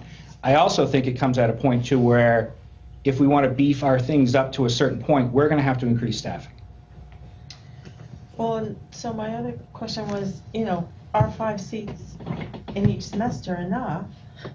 If, you know, one student wants to take language, 4 kids want to take computer science, and somebody else wants to take, I don't know, a history class or something, you know, are we better off getting 10 seats and putting 6 kids in the same AP computer science class? So you have a cohort. You have a cohort, they're all at the same time. We're restricted. So we could sign up, but there's no guarantee we'd get those courses. Meaning, so for the AP Computer Science, let's say we had 10 seats and 6 kids said they wanted to take it, you know, if we register in time, but then those sections do close, just like a college section might close. So we couldn't guarantee that school X, us, would get it over a school in Washington State or wherever. So all I'm saying is there are deadlines, and schools typically are guaranteed to have up to 4 kids in the same course because they don't want schools monopolizing some of these courses. John, virtual high schools, is it international at this point? Yep. A lot of the international schools are in the same position that we are, very small, and therefore it serves that need where you only have 1 or 2 kids who want to take AP Physics, and it's not a perfect substitute because it's online. So some courses lend themselves to it better than others, though, I would say. Mm-hmm. Wouldn't you agree? Yeah. And the teachers themselves go through a pretty rigorous training. I mean, you don't just sign up for it and then you teach it. You've got to go be trained, be certified. You've got to understand how to teach using the Blackboard format. So you have to be able to teach online and not just submit your materials. Typically, assignments are put out on a Wednesday. They're due on the following Tuesday. So sometimes it's project-based. Plus, they can also monitor how many times you've logged in. Students could log in from a computer in school, computer at home. That part of it is nice. You get the flexibility. And what's interesting is that we both did this in previous experiences. We had it in Wellesley, we had it in Medfield, we had it in Hopkinton, and it was very popular. And you did it in Westboro and Neshoba. Westboro and Neshoba. And they brought it to Oliver Ames as well in Easton, where it also was taking hold. So I think it's a really worthwhile thing. I think it provides us with options. It does not solve our bigger question. But it might help us in the short term for those kids who are on a limited time frame, meaning they're graduating now, or even like next year or the year after, because we still have to build up our program. I just would be concerned if we added a AP computer science course for next year. First, we'd have to ensure, I don't think I have anyone right now on staff who could teach it. But also, if we're going to be creating singleton courses for small groups of kids, it's not always possible for a student to get the courses that they want based on all the other classes they have. So actually, it's a benefit to have the virtual high school because there is no schedule attached to it. They do it on their own time during a DR or at home. The other thing it does is it allows us to survey the kids to say what courses are you interested in taking that we don't offer and what's the popularity and what direction should we be moving in. Just between now and our 5 seats each semester enough would be my budget question to you. I'm not sure. I went at that just from a budgetary standpoint of being financially reasonable. So we'll get to guidelines later. I just address Dana's question too. I'm sorry. No, that's good. Go, please. But Dana asked about the courses in the meantime is a good use of time, and I know at least for the video gaming course, the attempt there was to look at the 9 through 12 computer science and engineering standards and go through them all to see what we're covering in our other courses, and the ones that we haven't been able to cover yet through another course are being covered in that one. So it's to provide students who are interested in computer science and engineering the full scope that they're supposed to get. And then the next question, which again is part of the long-term plan of the Innovation Committee, is to start to think about, we have graduation requirements that are, important to have the English and the language and the math, should it be statistics, should it be calculus, all these questions are out there. And I think one of the questions for the Innovation Committee and eventually for the Standards Committee and you folks is to consider, should there be a computer science and engineering requirement and in lieu of what? And that would, make sure that all of our students are touching on this before they graduate from DS. And keep in mind, when I came on board, one of the things that we made an adjustment to was the electives, because the feedback I got from parents and from students was they couldn't stay with a particular area. So if you were somebody that loved chorus, you could only take it for 1 year, and then you couldn't take it again because you had to take all these other courses. Yeah. And that was a real restriction. Well, it could be a bigger issue though if there's a way to have people students all touch it within their other classes. But just really quickly, would the virtual high school address the issue? I know that there are students who are coming up who are more advanced in math, and so if they're a year or 2 ahead, that would be a way. And I have no idea what the numbers are coming up, but I've heard. The answer is yes. And right now, the only model we have in place are courses that would be at the expense of the families. Very expensive. Johns Hopkins and Stanford. Very good courses. But yes, they have a wide range of Math courses, they have 10. Now keep in mind, some of those would be more the credit recovery. So the high-end math courses, you're probably looking at 3 or 4 options. And the reason I'm asking is because I don't know if the numbers are coming up, but back to Claire's question is then, if you've got 3 kids who are coming up, say, who would have gone through the math curriculum here, would 5 seats be enough? Right. Just. I'm always willing to add more. I just. Well, actually, that's really preliminary. John took a stab at it. We've never even had a conversation about the number of seats and things. Yeah. It's great. This is why this is important. This is hugely important. This is great. Yes, Maggie. And then we're going to move on to Beth, if that's okay with So everyone. just in terms of getting feedback at this early stage from your proposed course of study, I do want to weigh in that I think that the exploring the virtual high school, where you described not getting a lot of positive feedback, I think I'm hearing a lot of positive feedback about that. And I think that, you know, I wanted to give both of you guys credit that it is I think more complicated than just being able to offer the courses. It is also looking at the personnel and understanding that if you're offering a course that a person isn't qualified to teach, you might be cutting that person down, and then you're looking for an FTE of a 0.2, and who are you going to get to teach that course on a rotating schedule to come in 1 period a day, 4 days a week? It's very complicated, and I just want to give you guys, you know, props for thinking about it, but also, you know, there's like a lot of layers, and I think that the virtual high school seems like a good answer at this time, as we simultaneously explore, particularly with regard to computer science. Yeah, go right ahead. Absolutely. I'm so glad you said that, Maggie, because I think what gets lost sometimes in this conversation is the amount of time we've already spent trying to figure out how to, in fact, come up with a proper sequence and do it thoughtfully instead of just throwing things at the wall because we're in a hurry. I mean, we are in a hurry. I got that message from the moment I arrived. We're in a hurry. There's a lot of things that we want to do, but I like you, I prefer, as a parent of children who came through here, I prefer things be done thoughtfully and done right.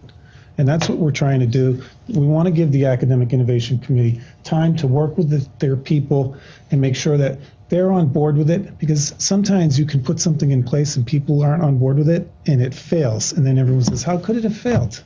Such an important offering. So we really need to be thoughtful about it.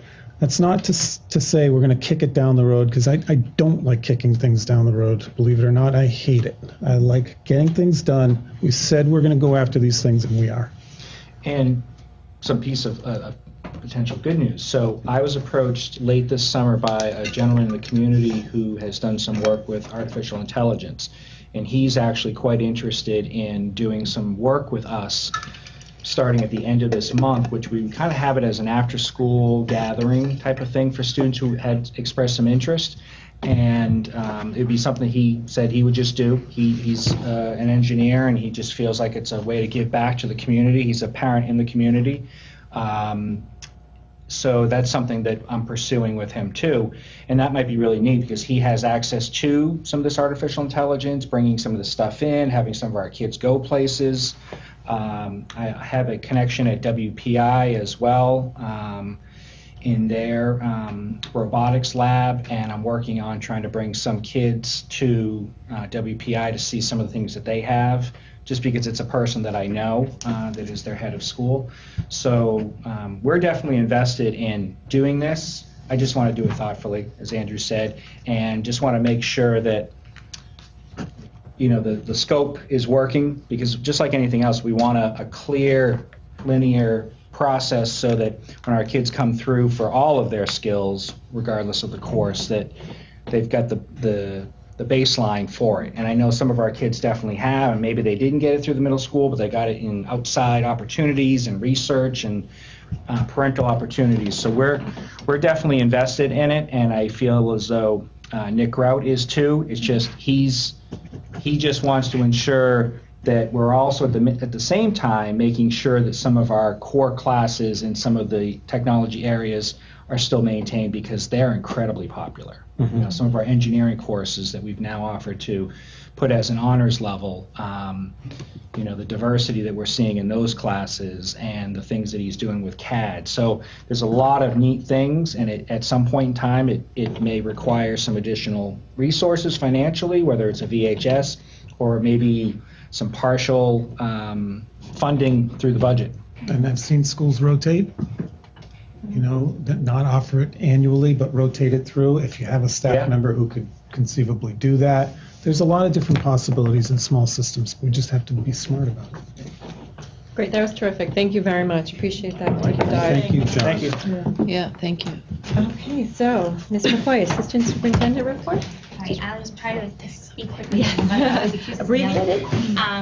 So professional development continues. As you heard over the summer, we worked a lot around expanding the curriculum and making sure that we have multiple voices and perspectives included. You saw that in the opening that I shared with you at our last meeting.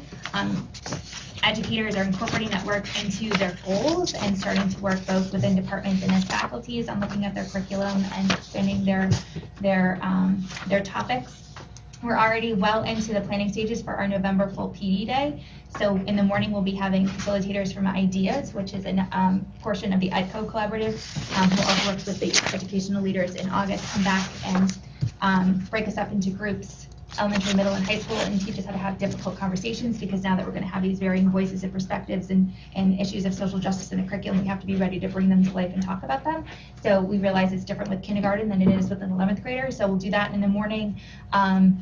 We will break for lunch, and then we have partnered with Emerson through the Arts Emerson program to bring a production of Mr. Joy to Dover-Sherborn.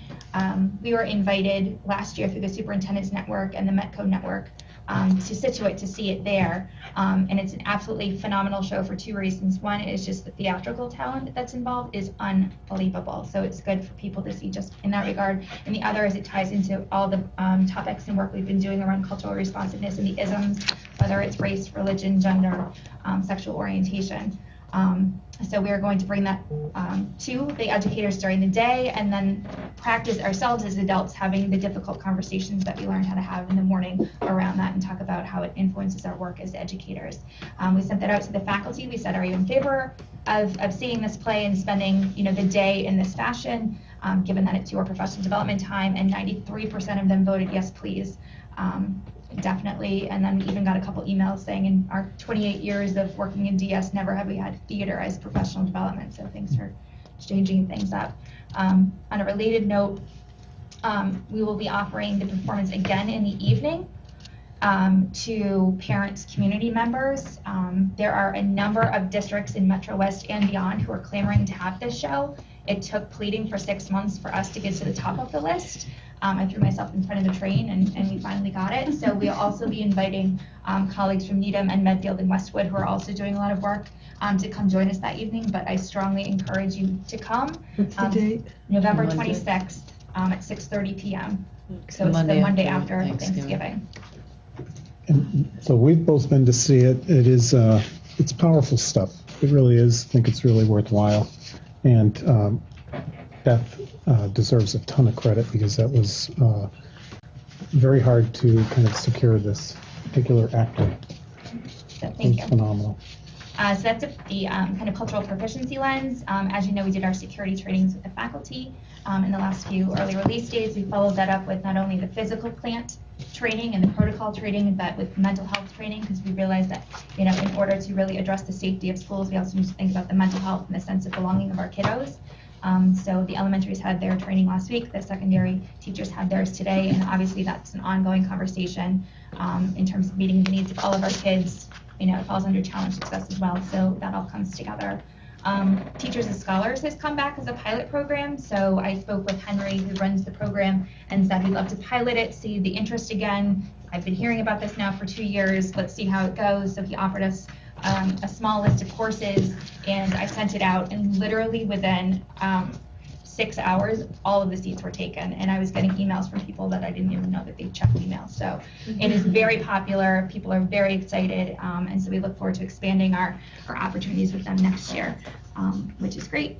And lastly, I'll end on a very positive note, which I had the opportunity to go to the Ed Leaders 21 conference in Phoenix 2 weeks ago, and they are the organization that kind of has spearheaded the Portrait of a Graduate work, which is also being recognized by NEASC, and a requirement of NEASC moving forward to have the vision of a graduate. So they're on the same page.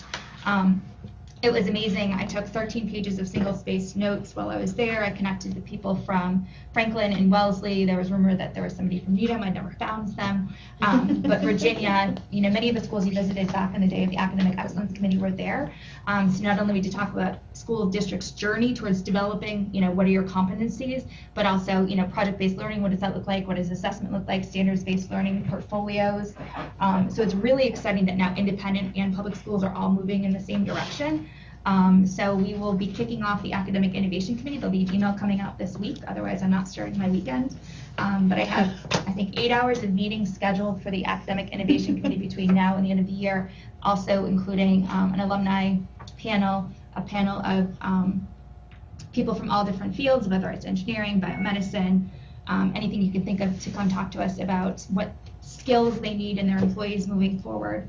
A survey going out to parents who aren't necessarily going to have the opportunity to sit on the panel, but what can you tell us about the work that you do and what kind of skills you need, and then pulling that all together to develop our portrait, which will then launch us into project-based learning, personalized learning similar to the virtual high school with our own people, and authentic assessments, and perhaps even standards-based grading. So, the big aha moment was when I realized, you have the SPACE acronym for challenge success, S being schedule and how we use our time, which we're looking at, recess and downtime and start time and all of those things.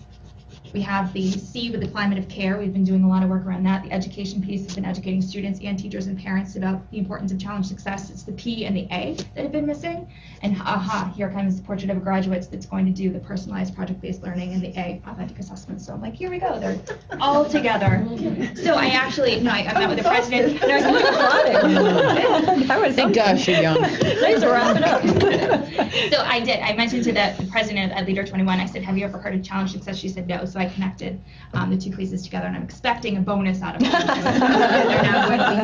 Have you ever noticed we come at the world from a different angle? That is very high energy, and I'm like, let's think this through. I came back and I saw Andrew the following Monday, and we had our little central office meeting. He said, how'd it go? I was like, she had a list. 5 years planned. She had a list.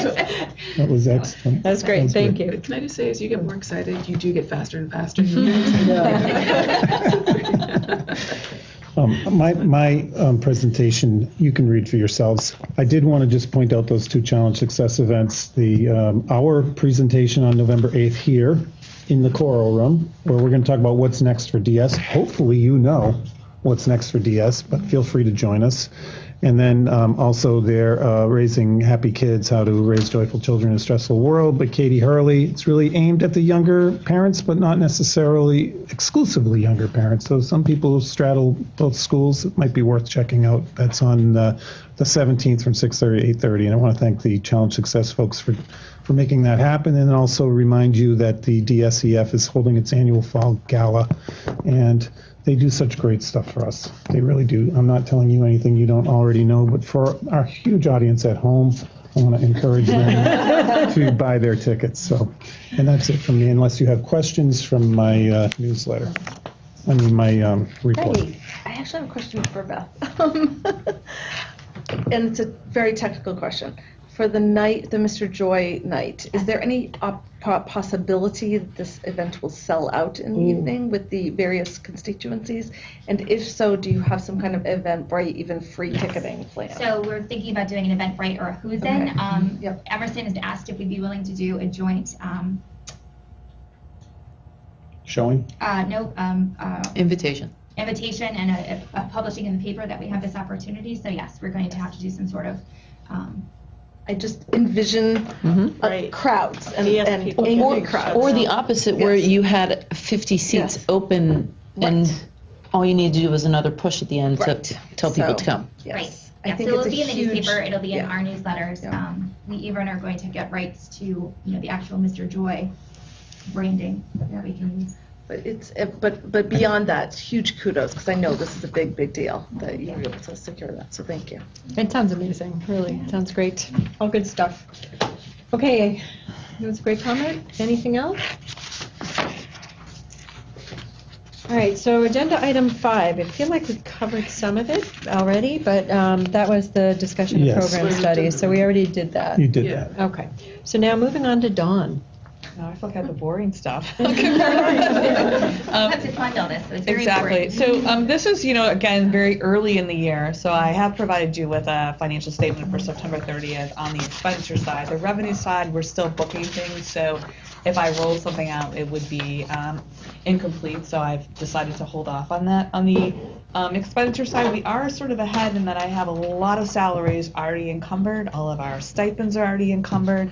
What I pointed out that we're still, where you still see some large budget remaining is obviously substitutes, and then our athletic coaches we encumber by season.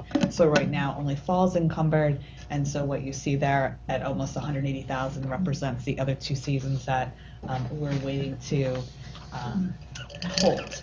On the expenditure side, obviously there's a lot of numbers because it's still early on. I wanted to bring to your attention that if you look at transportation services, you'll see a large variance of the 309. Now it starts playing out for you. Now you can see the work that we did by putting the June payment of your regional transportation into the regional transportation reimbursement fund. So we are now currently charging all of our monthly bus expenditures to that fund until we exhaust it. And then what's encumbered on here is what's still to be remaining from the general fund. The other thing I wanted to point out, and it's sort of the timing works with talking about what our maintenance of grounds are. We added a couple of new accounts in the budget last year. We used to just have one called custodial services. You will now see custodial services, maintenance of building, and maintenance of grounds. And by breaking those apart, it gives you a little bit more vision into what it is. To call all that custodial services really wasn't the right title. So it shows you sort of how that breaks out. And obviously, so you see we have about 60,000 is our annual budget for the maintenance of grounds. Again, that's just the cost of maintenance and supplies. It's obviously not the cost of the employment, which is up above. Really, there's nothing else that's sticking out to us right now. Everything seems to be moving along. Obviously, again, it's still early. Are there any questions on the? I think because of our conversation earlier this evening, I'm super curious about so for $60,000 a year minus the time and the labor, we maintain all of the grounds. Does that include snow plowing? Not snow plowing, because that's in the right. So that's in our contracted services in the maintenance of buildings is the ground. But that's the number that we would need to be really focusing on. So when that gentleman earlier tonight said, "Well, we think you should spend $23,000 a year maintaining a field." And my guess is, so that includes the labor, right? So that's why I think it's important to say, fully loaded. Yeah, that's already, we have our fixed costs of our 2 people who maintain our fields here. So right now, we do it all. We've got the 2 human beings that work hard, and we spend $60,000 on the whole shebang. Right, so irrigation, because we have to open and close irrigation every year. As maintaining the fertilizer that we use, last year you bought in that cost, the aerator, right? Mm-hmm. So that's a good thing. That's what made the field so green. Exactly. Okay. Exactly. So that's, and then the cost of any kind of their equipment repairs, a little bit of that, and then also we do have the snow, the ice, the sand and salt. That's part of that. That's part of that. Isn't there? But that doesn't include, though, the purchase of, if you needed a new, a big lawnmower that's bigger or something, that would probably be a capital. That would be additional. Right. Yeah. Right. And a lot of times if there's a major repair, then we revert to our plant and facilities reserve. Okay. Because this is really more general maintenance. Thank you.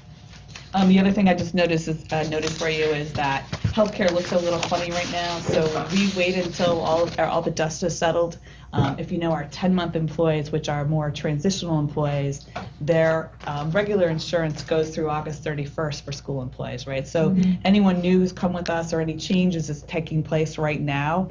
So we're waiting for all that to be finalized, and then we go in and we'll start segregating out the retiree expense versus the active, and I'll be able to give you some closer projections. But as I mentioned to you last month, we had a substantial amount of our employees go into the high deductible plan, which I think is going to play out really well for us when we go to do the budget for fiscal year 20 because of the cost savings that is over what we had projected in fiscal year 19, assuming that we won't go to benchmark. So I'm hoping to be able to share that we have a very positive variance even in fiscal year 19, which is only going to help us when we go do build the budget for fiscal year 20. Great. Any questions? Okay, moving on to the enrollment report. Well, no, actually, one more thing on my end. So this was your opportunity. It says fiscal year 19, but it's really fiscal year 20. Just like you sort of did for the program of studies, this is sort of an opportunity to see if do you have any concerns or desires or wishes as we start building the budget. I actually kick off the budget on Monday, believe it or not. Our consultant comes on Thursday to roll and open it up, and then I open it up to all the departmental building administrators and the departmental people to start building the budget. So this is the time where we can garner from you any information. If you remember, we had the workshop last year, which I think was very helpful. So I can tell you that, as far as the budget drivers for this year, I remember the cheat sheet somewhere, but obviously the contracts, our salaries are 64% of our budget, and so the contracts, we are in the third year, and I cannot believe we're going to be in the third year because I swear we just did these, and they were the more advantageous for our employees. The top step for the teachers is 2.5%, and the matrix was 2%. Our other contracts were anywhere between 2 and 2.25. So that is what we'll be going forward with when we build the budget, are those salary numbers. Obviously, we'll look to see if we have any retirements, which came immensely in our favor last year when we built the budget. October 1st was the deadline for a notification. I think we at least had one from one school. So, but we I'm sorry, what did you say the deadline? The notification, if they want to take part of the early retirement payment, they need to let us know by October 1st that their intention. And they have till February 1st too. So we use that a little bit. If I don't know that, I can't build it into the budget. Last year we did know of 3, so I was able to build it into the budget. But other than that, I think healthcare, my hope is that we won't see a large increase. We have to wait and see what the rates are going to set, but I think because of the more favorable enrollment that we had to high deductible versus rate than benchmark, there is some room in there that we already had built into fiscal year 19 that we'll be able just to roll and cover our costs in fiscal year 20. Your utilities are all same pricing as we had this year because we're on long-term contracts right now, so nothing's going to change from what we have now to next year. And I'm waiting got 2 more months to get net metering so I can tell you what our annual savings will be, but it looks now like it's probably going to be in the range of like 20 to 25,000 is what we're seeing as savings, or not savings, but credits to our account because of the net metering contract. And so that gives us, again, I did not include that in the budget until we further talk about how we want to utilize that. So that is another cushion that you have in 19 that will only help us as we build the budget for fiscal year 20. So I don't think I have any bad news, which is good, and we'll just see how it all plays out. So anything from concerns or requests from the committee they'd like to throw out there for us? Just one question will be when we are going to get an update on the special education audit, right? Like we're anticipating some kind of budget implication for that?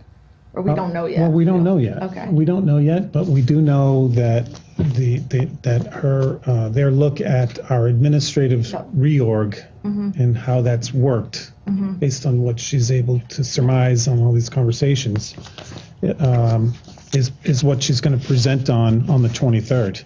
So we actually asked that be done early on so that we could incorporate any possible needs. I guess that's my question. Yes. You will have time to integrate the recommendations from there into the implications from the budget, so that we're And not. that's at her timeline. Fabulous. For that piece. I hate to have her make a presentation and have us say, well, that's nice, so it's too late. No, we actually factored that in. Okay, Can great. you imagine? I'm impressed. I'm impressed with you, yes. We did think of that. I'm sure it was Don who came up with it. So if we're going to make an impact, we need to know, because it's very helpful when you, obviously the first budget is your first pass and there's still months to work on it, but it's nice to come out and it's close to where we think we want to be. So it's a little more, discussion is a little more meaningful versus constantly every month coming up with something new. I think it also shows that credible decisions that we bring forward, because they're not just afterthoughts. It was really plans. Oh, go ahead. So, and I assume we're going to hear what do we need to challenge and support our students. And like other years, I'd also like to hear what didn't make it that we thought was important. So we have an idea, there'll be things that don't make the budget that we can just live without, or as administrators, we've decided to fund a different way or manage in a different manner. But if there are, whether that's facilities-based, student-based, supporting the teachers, safety, things that would be nice to have, but maybe didn't make the must-have list. Dana? I think on that list, I would put the perennial discussion we have around student support, obviously the bridge program is in the budget, but we've had discussions over the past several years about counselors and the number of students that they support, and do we have the right mix? Are they deployed in the right way? Again, I'm not presupposing any answer, but I just would welcome another annual look at whether we have the right resources in that area. And it might go into the nice to have list and fall off again this year, but I think it's something I'd like to at least revisit. Yeah, and that was one of the comments. I had all of the comments from last year, and Right. one too that we actually did look at and made decisions about. Great. And last year too, support for the new high school SPED programs. I think we've been really successful in adding those programs on and keeping students in district. So that has been a well-received investment, I think, for both the students involved and the faculty too, and sort of what we've been able to sort of incorporate into the culture here. But we are also thinking about to your point, the student support that actually really dovetails well with our efforts around security as well. Making sure that all of our kids are supported, right. Making sure that kids don't become disenfranchised or feel disengaged from the school community. It's a small place. It's important to us. So that's one of my own kind of drivers or considerations. So I'm glad you brought that up, Dana. So your first budget will be, first pass will be at your December 4th meeting. And then we're looking at that February 26th, 27th for sort of the regions meeting on the 26th, and then the joint with the two finance. I think it's that 27th is sort of what we did last year. Oh. February, sorry. Okay. Of February. And then March 5th would be your budget hearing and your final approval. Good to know. Any other questions? Okay, thank you, Don. That was terrific. Okay, moving on. Enrollment report? Yeah, so you can see that we're up 9 students from this time last year. October 1st is kind of the state's kind of line in the sand where they say, okay, all the movements pretty much ended at this point. But of course, we did have a student leave today, so it's actually 12:02. So but that's kind of how it goes. So you can see where the trends are. With these two classes graduating, our numbers jump up, but it's really important to consider what's happening kind of at the elementary levels too, where we've just reduced by a section at both Pine Hill and Chickering for this year. So we're not seeing that kind of uptick at that level. So, there are a lot of reasons why these numbers can fluctuate. People are attracted to Dover-Sherborn, let's face it. Sometimes people will come just for high school. I've seen it happen. I don't see any alarming trends. I will say this, just as an FYI, when I graduated in 1980, the class behind me was a class of 200. I think that was pretty close to the max for Dover-Sherborn. I don't know if we've had any in your time here in that range. No, not 200 maybe, but not. Yeah, there was a class of 200 right behind us, and we were a class of 180. And the reason I bring that up is that when you're tight and your space becomes tighter, you get more creative. You just have to. That's the way it is in schools. So I don't see any alarming trends here. We would do whatever we had to do if there were some kind of massive uptick. I just wanted to, make that right, but it also means that the population didn't fall off the cliff like at one point we saw potential. No. It's remarkably steady. It is, and I think what we want to see is whether or not that kind of that one class trend at the elementary levels actually holds true, because we're concerned that might not. So and that's always the discussion, right? For those of you who've been on the elementary committees, if you take it down a section, are you just going to need it back the following year? And you invest in these teachers. So we're watching that trend. We're very careful about not doing so that. normally we get elementary and ours. Yeah, this is the preliminary one, so the November one will be where you'll have all the special ed, the ELL, the medical. And that's also what bases the ratios off. Right. Yeah. Mm-hmm. Oh, yeah. So that's the first look. Good information, thank you. Okay, ready to move on? Consent agenda? Any questions, any concerns, any comments? Just read out loud what they are. So. Oh, I'm sorry, the approval of minutes, September 11th, 2018, and high school field trip. Which is the trip to DC and the Model UN. Okay, not hearing any comments. Do we have any motion? I move to approve. Second. All in favor? Aye. Aye. Thank you very much. Okay. Any concerns or comments about the communications from members? Just read out. Oh, okay, communication is DSMS Headmaster's report from Mr. Kellett, and Mr. Kellett is included. Fall athletics participation report, Sherborn School Committee, June 14 minutes, and Dover School Committee, June 18 minutes. Any corrections, comments, concerns? Looks good. Thanks, thank you.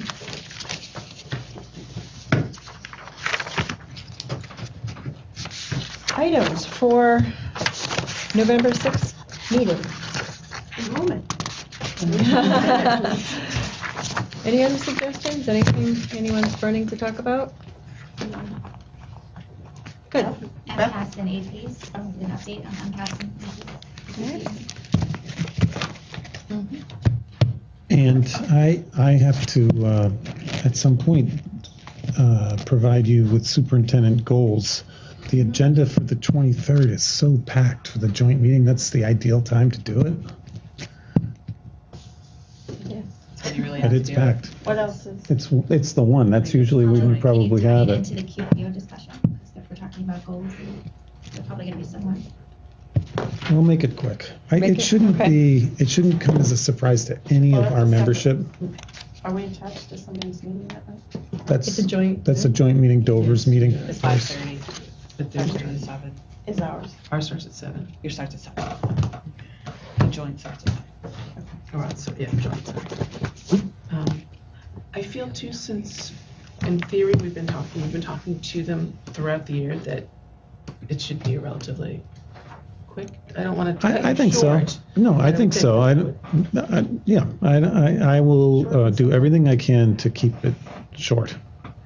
I'll write them up in the same format that I did last year, but I'm not going to go into it in a lot of depth because I think it's self-explanatory. Okay. Exactly. Sounds good. Okay, we move to adjourn to go into executive session. Paul? You have to say aye. Yes. Maggie? Say aye? Yeah. Aye. Aye. You don't have to say your name. Oh, okay. Dana? Yes. Judy? Yes. Claire? Yes. Dan? Yes. Myself, yes. Okay, thank you, everybody. Thank you. Appreciate it.